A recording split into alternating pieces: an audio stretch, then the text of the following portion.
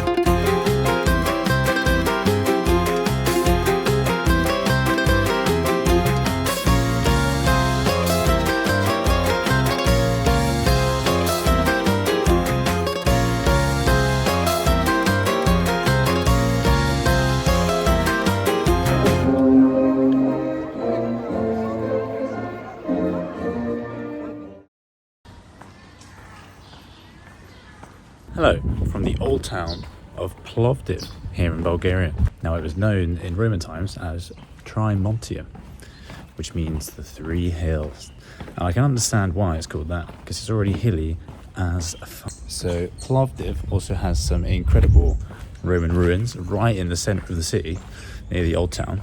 Now I just arrived here last night after driving through all the villages and getting lost multiple times. So today I plan to get breakfast and then check out the Roman ruins, obviously, and then I'll probably head off, to be honest, because I need to get on to an adventure to the far central north regions of Bulgaria to check out a communist monument. And look how nice and tranquil this place is. I just spotted the cat street. Are they friendly? It's terrified. Oh, this one's got one eye. They're a pack. They're an inseparable pack. They don't give a shit. So while in search for a cafe, restaurant, whatever, I have come across the theatre of Philippopolis. There she be. Now it's behind a fence. I don't know how to get a good view of it right now, but like they're clearly using it for events and stuff, which is great. Like right now, they are doing some work on the stage or something, and they've set up like all these wooden benches at the top to fill in for where people used to sit like 2,000 years ago. Very nice.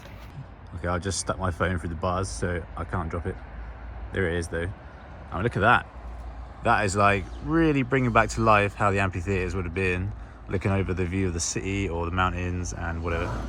So very good job. I can't find any restaurants and cafes here in the old town. There are some I saw in the other part of the town, so I think I'm gonna have to go back there. Unfortunately, I am too hungry to care about Roman ruins right now, because if I don't eat, I will become as good as a Roman dead. Okay, I ate and I'm functioning now, and here is the central theatre. Now I'm trying to figure out how to get down there. There's a dude there and there's a cafe there. It's amazing how centralized this actually is. Like, this is right in the center of Plovdiv.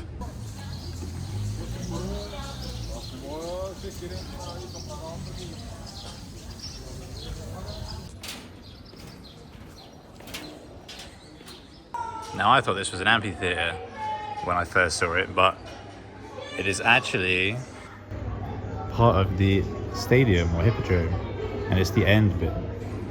So there you go. So it extends in that direction, and that's what it would look like underneath the town. And apparently on these end bits now are all the shops, and you have to go into H&M, the clothing shop, to see some of the ruins. So you can walk all over the stadium, and as usual on this trip of mine, I've got the whole thing to myself again. And it's funny, you got the bridge above you, plants everywhere.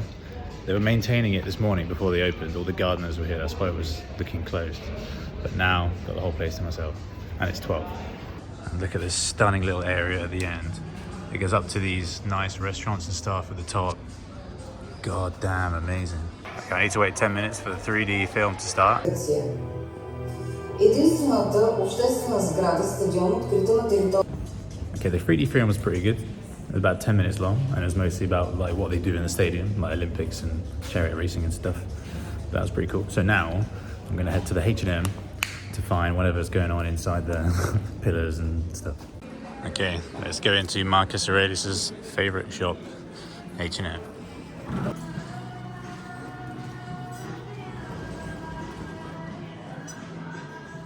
Okay, I'm now in the basement of H&M, and there's the ancient Philippopolis, and there's some clothes up there and people shopping. This is madness. Like, it's pretty good as well, and this is just one excavation, which is there. This is the H&M. So imagine how many other shops have stuff underneath them. So we've even got some terracotta piping underneath us. Look at that. And the actual brick walls there.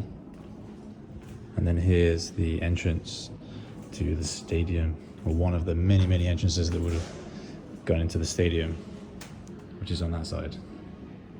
So it looks like this was a cistern that was built down here next to the stadium, and I can't get over the fact there's just clothes up here and people are just shopping above 2,000-year-old ruins. I'm just standing on the staircase where you would sit to watch the chariot racing and stuff going on just there, and then above me is dresses and stuff. Okay, so H&M is definitely worth a visit, and if you keep going a bit further south, then you reach the Roman Forum. It just reminds you of Rome. You can just walk anywhere and there's Roman ruins all over the place. And again, there's no one here. I mean, there's a big ugly building there. That's not amazing, but you know, pretty cool. It's a very Soviet looking building. Look at that. So Soviet. And this is another part of the same forum, and it's just right next to the main road.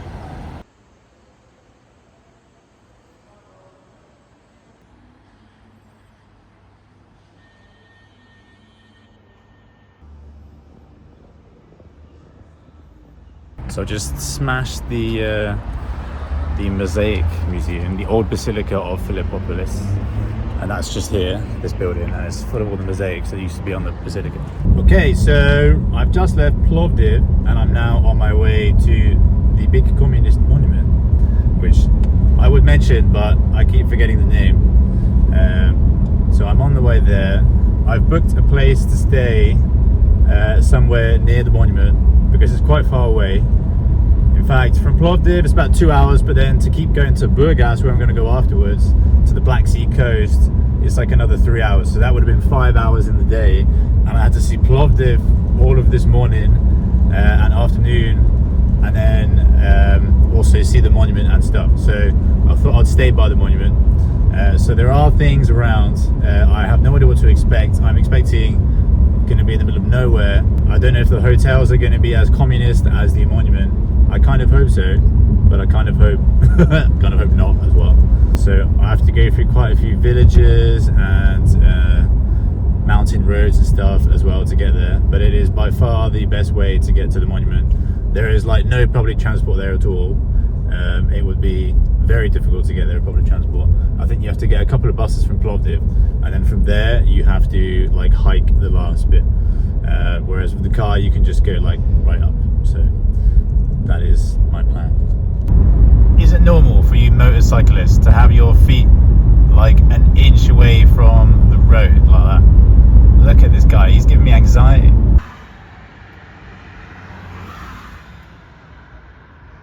Okay, so I just pulled over on the side of the road because the monument just came into view. Now I can see it really far in the distance, and I can see it from here, which is a good sign. It means it's not in the clouds. I will zoom in from here. There it is on the top of the like hilltop over there, next to all of the wind turbines. We have the big communist monument. Now I have a Renault Megane here, and it is the biggest pile of dog shit I've ever driven. It is like driving an aircraft carrier, and anything that comes near it,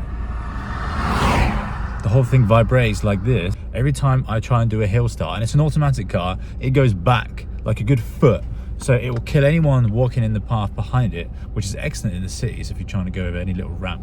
And it's very hilly here. Anyway, it's 5:30 now, and I've got about 3 hours of daylight left, so I'm going to try and get up there and see that monument tonight, now that it's clear as hell. And I've still got to check into the hotel place, which I'll probably do first because it's on the way, in the little town of Shipka. So Shipka is like the main town before you split off and go up to the monument. You can go over the north side or the south side of the mountain.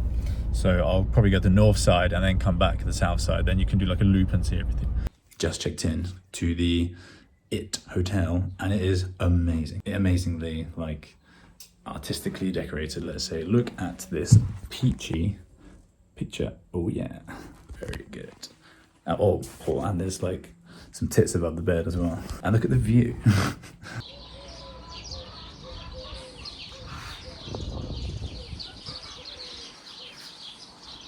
I've got, like, again, quite typical to see a double bed is basically 2 single beds pushed together, which is fine. I mean, yeah, it looks good, looks awesome. And the woman who is just checked me in and I guess runs the place is the friendliest woman. She speaks English and she's got some sons in the UK. So she was, oh, my sons are in the UK, amazing. So that's good. So I'm going to go to the monument now before it gets dark as soon as possible. It's clear, which is rare. Yesterday it was all covered in fog, and these Japanese tourists apparently came. She was just telling me, and they couldn't see anything. So I'm very, very lucky. So I'm going to go ASAP. Goodbye, let's go. So we've arrived at Buzludzha Monument. That's what this bad boy is. Now, it's been here since 1981, and it was basically a commemorative building for the Bulgarian Communist Party. And it only lasted like 8 years, as it was abandoned in '89. So it didn't last very long. And it's been abandoned ever since. And people used to be able to sneak inside it, but because it's been looted and just obviously left derelict for so long, the ceiling has just collapsed. There's a police car parked right outside, so I'm assuming they're around somewhere. So I'm not gonna even bother. I mean, it's amazing to even see it, to be honest. I didn't think I'll come here. Look at that, very impressive. Okay, so I just walked up the stairs to the monument itself. There's the entry prohibited sign. It is extremely windy, but in this little bit, it's fine. So I'm right beneath the monument now, which is creepy as shit. It's dripping everywhere. You can see on the top where all the water just collects down and just drips off. Yeah, it's very barricaded shut, obviously. I can see the areas where people probably used to sneak in. There's some holes like in the doors and stuff. But I think people went around the outside somewhere, so I'm not even going to try it, obviously. There's my car down there and the police car right next to it, so they're obviously here somewhere. This is amazing though. This is ridiculous. Being underneath this UFO building is quite surreal. On the top of a mountain as well. Because if you just look down, if my phone focuses, you can see we're pretty high up here. Not sure how high we are, but... So yeah, they used to have Communist Party meetings in here and other kind of events, I guess. And if you look online, the pictures of what this place used to look like, they used to look amazing inside. Pretty cool. They say they're going to open it up at some point. They say this summer now, but they said that before. So, you know, here's hoping we can go in at some point. Well, I'm going to do a little lap of the monument. Can you hear these noises? Okay, not so much.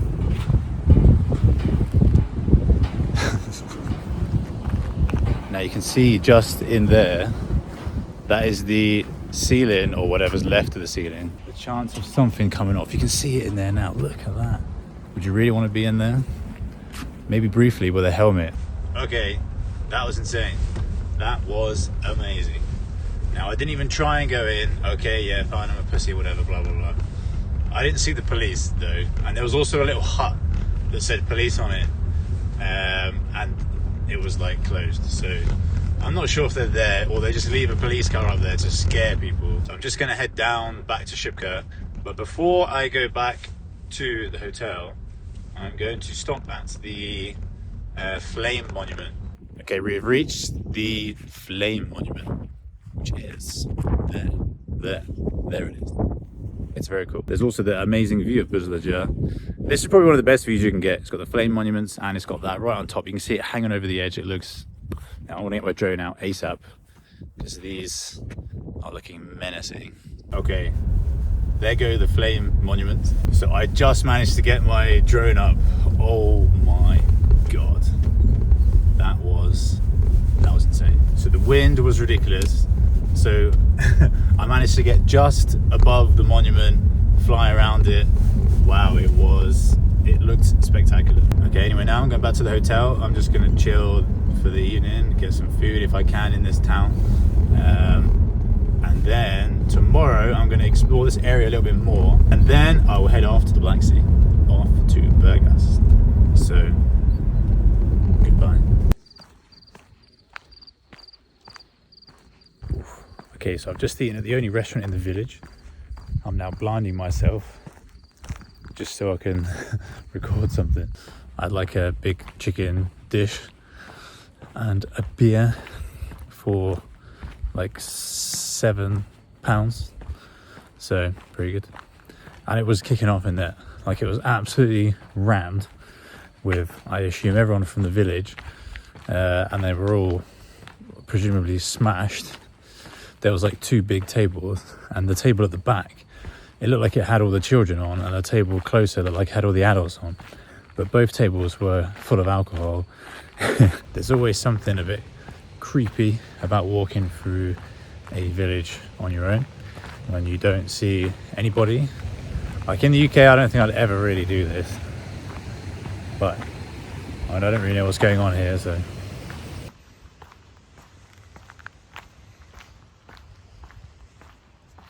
There's loads of cats around, which is nice, but none of them seem very friendly. Every time I do that, they just jump away. Oh, this one's coming. Oh my god. Almost. No.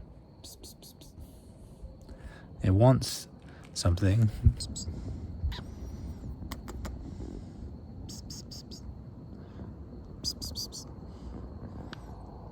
No, don't go in the road. Okay, I see a cat. Screw you. Oh, it's coming.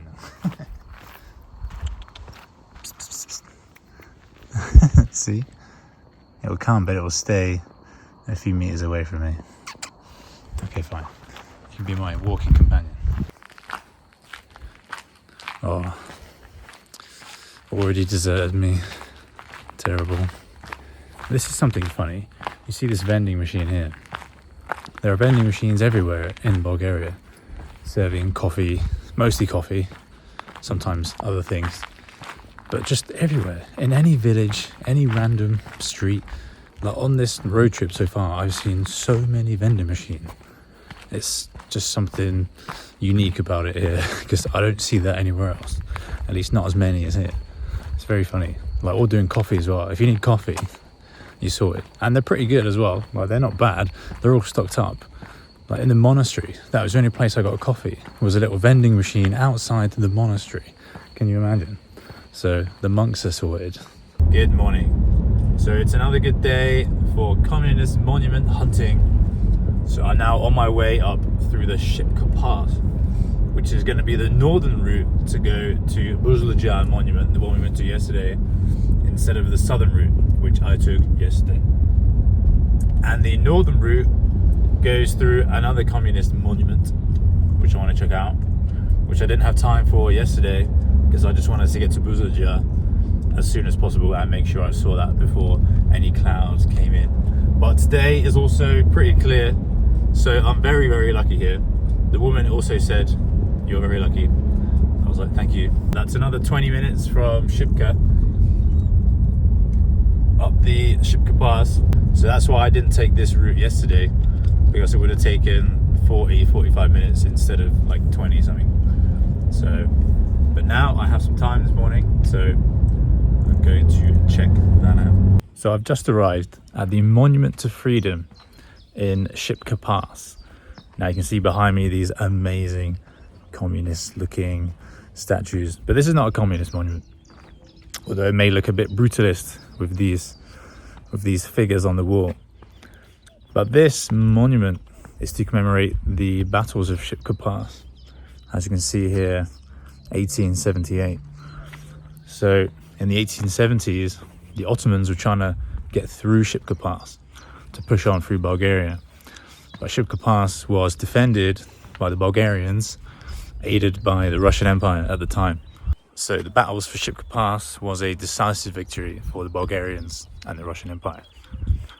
And so this monument has been built to commemorate this battle. And you've got to walk quite a few steps to get up to it. I think about 250. It's not too bad, to be fair. There it is. Now you can walk about 1,000 steps from all the way down the bottom if you want to. So the battle for Shipka Pass wasn't just a localized battle. So due to the strategic nature of this pass, it allowed the Russian Empire to push right through Bulgaria, right up to threaten Constantinople at the time, and inevitably all of the Ottoman Empire's power in Bulgaria. In fact, it led to the liberation of Bulgaria from the Ottomans entirely. So it was a very key and decisive battle. Hence why this huge, amazing monument has been built. So here it is. I'm slightly out of breath. So if you pay 4 lever, which is £2, you can go up the monument. And these are the views that greet you from the top. So we've got endless forest on that side, endless forest on that side, a pigeon on that side, and we have Buzludzha up there, and then all the other wind turbines over there. And then this side is different. This side we have plains, fields and stuff, and then a lake. And on your way up, in every level, there's about 4 levels or 5 levels, and each one is like a mini museum, basically about the battles of Shipka and all this kind of stuff, paintings and guns and war plans, etc. So it's actually pretty good, and it's in English as well.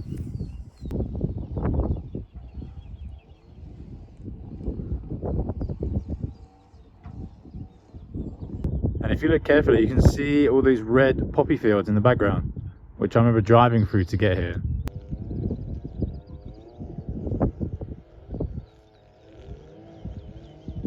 Okay, so this is day 2 in the Buzludzha monument. As you can see, the day is much nicer than yesterday. So the weather is perfect, there's no wind, like it's really calm. So I've got some mental drone shots up here. I'm just checking out, like in detail, the doorway and all the barriers they've put up.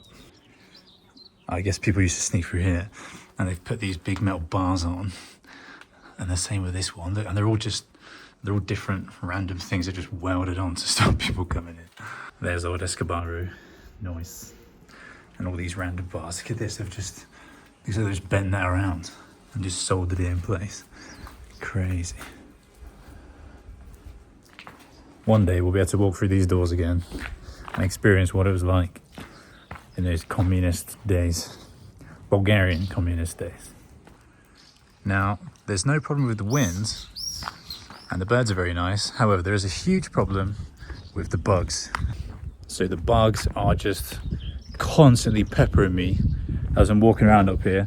I've got like bright white trousers on, so they're loving that, and a green top. So I'm just a big walking flower. I have to keep wiping my hair, keep doing this because they keep getting stuck in there. There's so many bugs. I'm gonna get in the car, it's gonna be like Amazon rainforest in there. This is a totally different experience to yesterday. Totally different.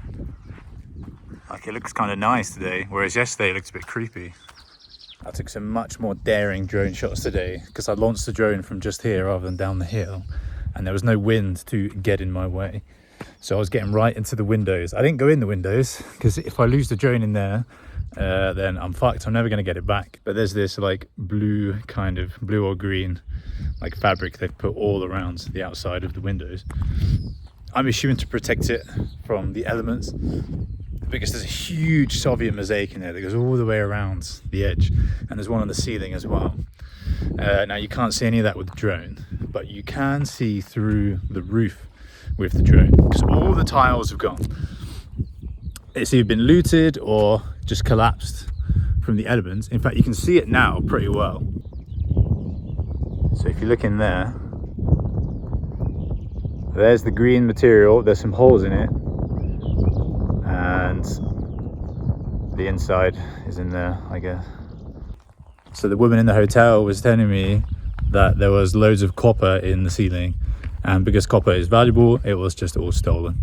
So everyone just went in and just raided the hell out of it.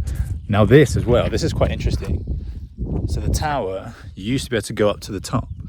Well, I'm not sure if you were allowed to do that originally. I think you were. But since it's been abandoned, people were breaking in and just going up to the top.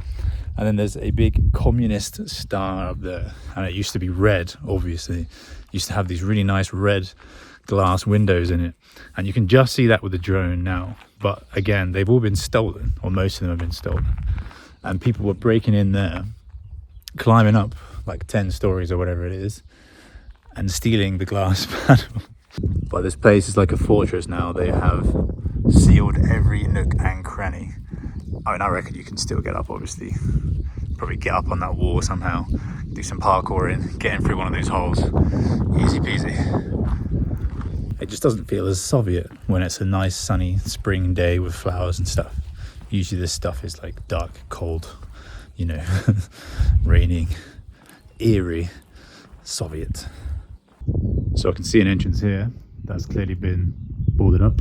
So people used to go in through there, I suppose, and I guess here as well. I think this is quite new, they've just shoved this in. I would assume this was all this glass. If you look up there, you can see these glass tiles. Whoa. So just as I was recording that, the police officer just walked around and just walked past.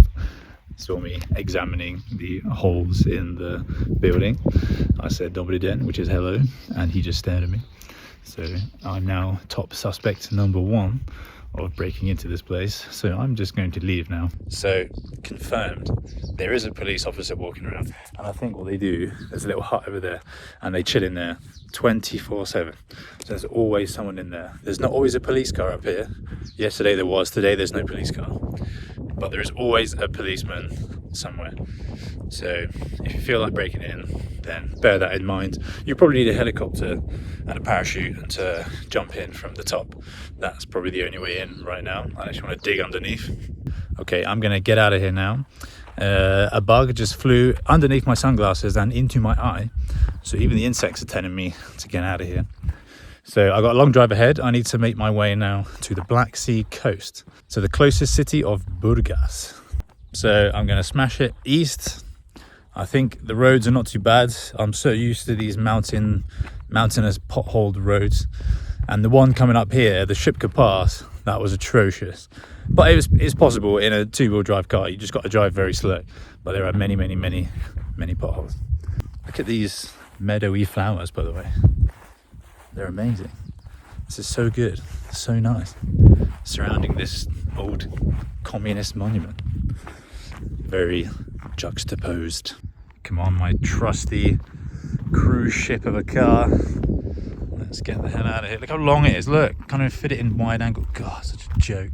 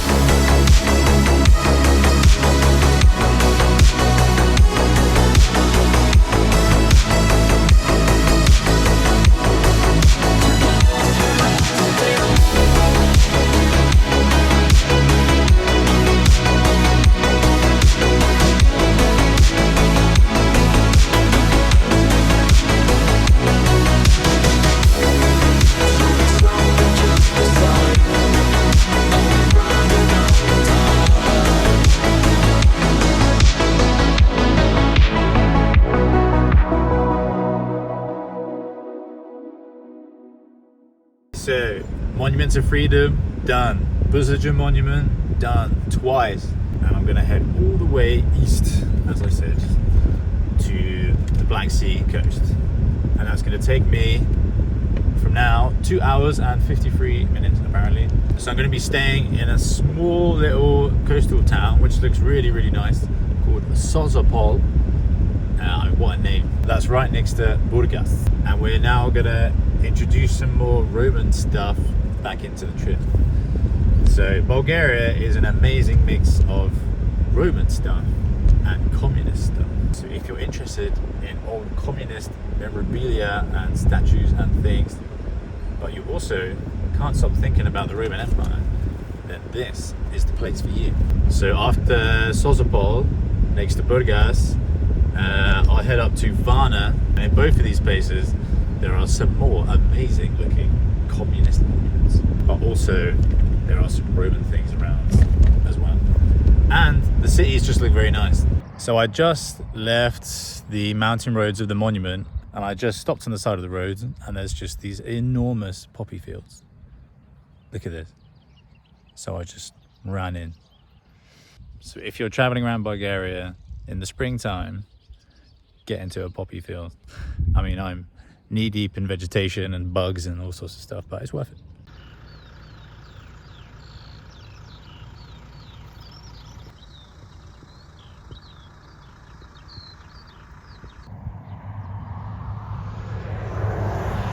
So there's a bike path here, which is very strange but amazing.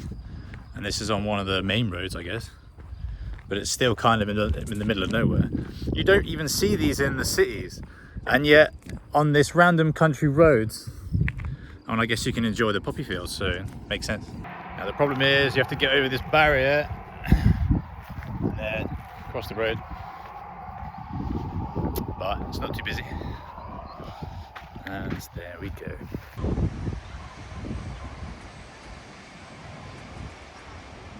So you join me, a broken man, after a 3.5 hour drive, which I didn't stop except to frolic in the poppy fields. Made it in good time, the roads are pretty good. Now I'm here in the town of Sozopol, which I hadn't heard of a few days before now, but my friend recommended coming here because he likes it. So I'm just going to do nothing and chill out. But if you're coming to the Bulgarian Black Sea coast, maybe doing a road trip or whatever, then Sozopol is quite a good option to stay. And in the summer, it gets very lively, the woman told me, but right now it's dead.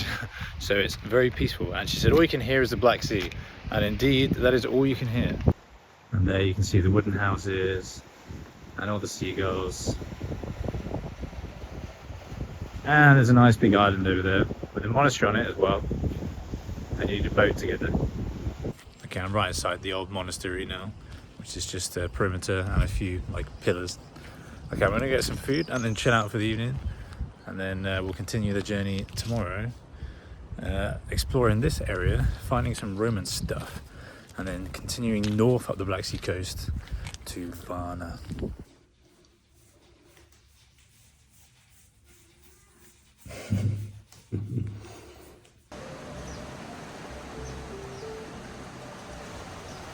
Okay, I'm just enjoying my last few moments of Sozopol. I just got breakfast here with a view of the sea and everything, and oh my god, amazing. I feel like I'm actually on holiday now. So from Sozopol, it's another 2 hours 45 minutes to get to Varna, and I'm going to stop off at a big castle fortress thing on the way.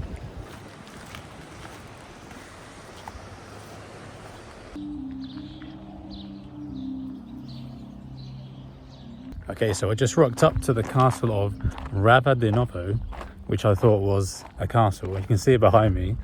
Turns out it was built in 1996. There it is there. And it's basically like a theme park kind of thing. Like you just go in and see some random stuff, and there's some peacocks outside and that kind of stuff. Sounds like a good day out, especially if you have kids, but that is not my case. And that is not what I'm here for. And it also costs 15 euros to go inside. If it was free, or if it was maybe under 10, I would have considered going in. But As Varna is so far away, then I can't imagine chilling out for too long in a theme park kind of castle. So I shall continue. I'm just walking around the outside of it now, just peering in as much as possible. I'm not sure it's worth sending my drone over. And you can hear there's like some eerie medieval sounding music playing all the time. There's like big dragon models and stuff. And it looks pretty cool. And inside I think it's pretty impressive. I looked at some pictures on Google of the inside of Ravardin Opera Castle, and there's like huge golden like hallways and big dining room thingy. All the classical castle kind of stuff you'd expect, but modern version. And who doesn't like a nice garden with peacocks and stuff like that? So look how green it is, super green. In fact, when I parked up, there's a dragon right outside, right in front of the car. And look at these spires. Like there's some serious shit. Pretty cool. Okay, let's go before the dragon gets me. Okay, so about 3.5 hours and many green and sunny country lanes later, you join me in Varna. Now Varna is a very cool city in the northeast of Bulgaria on the Black Sea coast with some cool Roman stuff and cool communist stuff, as I promised. Now the room found another boutique place. Now look at that. Look at that backdrop. And the bed. Very cool. This is reminding me of the Hotel Palestine in Iraq. A little bit. Although this is probably in a better condition. Now the best thing about this hotel, which costs about £40 per night, at least that's the deal I got, it's usually about 80. That's why I went for it, is that it's slap bang in the middle of Varna. Oh, the sun is beautiful from this room. You can see me over there as well. Yeah. And if I look out the window, you can see that is the main cathedral in Varna, which is right opposite the hotel, which is very good.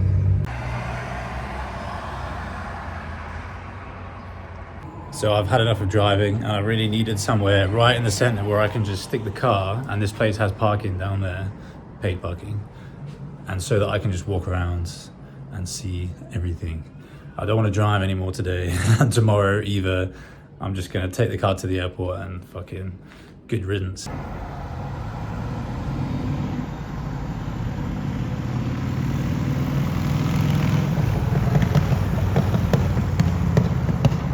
Okay, so good morning from my first morning in Varna, and I've been just packing everything because my friend gave me some gifts. I bought some souvenirs and I've had to wrap like all these bottles of beer and jams and things in this bag, but I've smashed it. Now, I keep hearing some commotion outside and the streets have just become full of people. Now, I don't know if it's some kind of Bulgarian National Day or it's just a random Friday here in Varna, but there's a lot of Bulgarian flags around. If I come over this side, look at what's going on down there. So I'm gonna have to go straight into that, obviously. Today I was gonna make my way to the amphitheater or the Roman ruins here in Varna and then drive to the communist stuff, which I'll still do, but I might get distracted by whatever the hell's going on down here. I can't read anything because it's all in Bulgarian, so I might have to just ask somebody or just walk around and see what happens. If you are Bulgarian and you know what's going on, it is Friday the 24th of May. So, what's happening?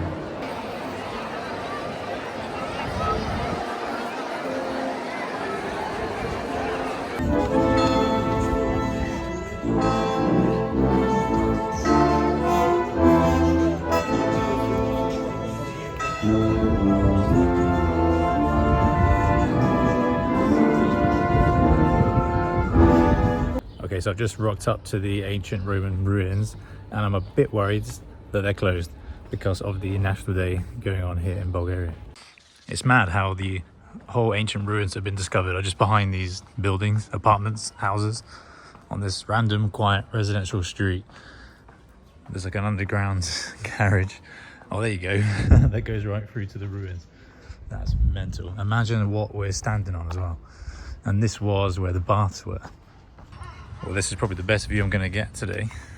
If I stick my phone in here, it's like I'm in there So this area has been inhabited by the Thracians for thousands and thousands of years. But the city of Varna itself was founded by the Greeks around 2,500 years ago as Odessus. Then the Romans came in 15 AD, not surprisingly very soon after the empire founded because it's very close. A bird just shat on my shoulder. Amazing. Lesson learned, do not stand under trees where there are birds chirping happily. There was even seeds in it. Fucking grim.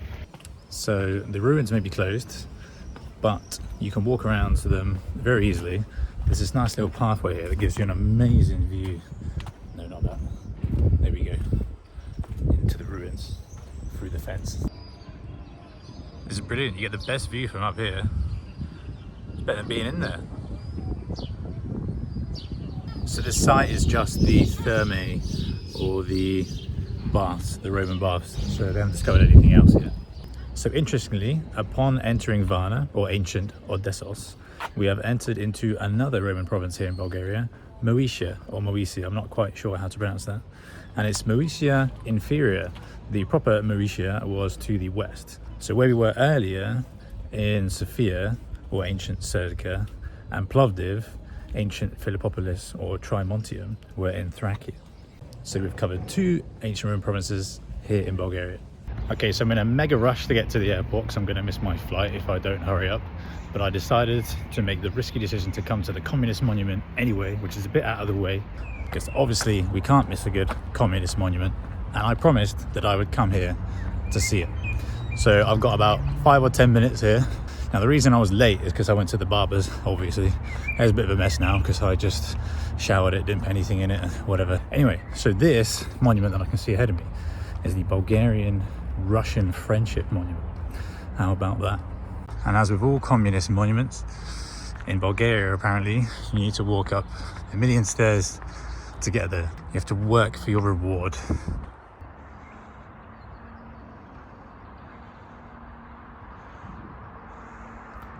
So apart from the amazing graffiti up here, like this bird, there's also a secret doorway, barred up as usual. So you could obviously go in here, or it was just some other kind of entrance where people snuck in. There's a way down there as well. Absolutely no chance I'm going down there. So you can see it's covered in graffiti. And also the fact that it's a Russian-Bulgarian friendship monument means this is kind of a symbol of Russia. So you can see everywhere some of the graffiti. There was like "fuck war" on the front. You got a communist hammer and sickle there. Random things. 1918, very good. End of World War I, random stuff. There'll be a mixture of pro-Russian and anti-Russian graffiti up here, I suppose. Okay, I'm obviously out of breath because I just ran up those stairs. There's a guy also going up and down the stairs just for fitness. Okay, I'm going to walk around the edge. I don't know how safe this is. Oh, there's a swastika there. You can see the Soviet star on their helmets. And these guys have got like food and stuff, I don't know. And it says Calvin Klein up the top. Or something similar. And the views from up here, if I sweep down, there's the lovely Varna Black Sea. So this was obviously built in the Soviet times. And it's supposed to also commemorate the Russian friendship with Bulgaria after all of the Ottoman wars, where Russia liberated or helped liberate Bulgaria. And a lot of the fighting was also here, and supposedly underneath there are the remnants of a lot of old Russian and Bulgarian troops who fought in these wars. And the upkeep stopped 1989 when the Soviet Union fell. So there used to be an eternal flame in the archway where I was standing, and that hole in the wall, turns out someone just bashed it in with a hammer, and then you can just get inside and just walk around and whatever. However, if you do manage to get in, like some people did, you can get to the top of the monument and have a nice view of the soldier heads and the Black Sea and Varna, etc, etc. But anyway, they blocked that up as well. As much as these Soviet monuments can represent a bad time for a lot of people, I think the history is amazing and the architecture is cool, and I don't think they should be just left to rot and fall to pieces and break down, because they are quite, spectacular pieces of architecture. So hopefully they will be fixed up and touristified at some point, and then we can all enjoy the splendor of the inside of this architecture and learn from the history of what it represented. Okay, let's go. Okay, now I need to get my way to the airport as soon as possible, and my Bulgaria adventure is over, unfortunately. Well, I hope you enjoyed Bulgaria as much as I did, at least watching me enjoy Bulgaria as much as I enjoyed being in Bulgaria. Now I solo traveled most of the country. One of my friends joined me in Sofia for a couple of days. We were just hanging out, and then I also met one of my friends in his village, but I didn't record any of this stuff because I was too busy with my friends. All right, so Bulgaria recap: extremely green place, incredible, especially in the spring. I reckon the summer's also very good. Winter also probably has its charm with all the snow and everything. It's got amazing mountains, amazing open spaces, amazing wine, vineyards everywhere. The beer's all right, but it's not the best, but it's everywhere. You've got loads of Roman architecture, Roman history. You've got loads of Thracian history, as this is the region of Thrace, and you've got Bulgarian Ottoman history, and then all the Soviet history after that, which is the most recent history. And it's all fascinating, all amazing, and this country is big. All corners of Bulgaria, which you can think of as some kind of a rectangular shape, it all has something amazing, and you need to drive everywhere to see it. I think if you can't use public transport here, it will take you months. So I think a couple of weeks you can drive around some amazing things. So they say ciao in Bulgaria, so ciao for now. They also say merci, so merci for tuning in, or благодаря ti, which is, I think, thank you in Bulgarian. Sometimes I get a response, sometimes I don't. I usually get a laugh though, which is all you need.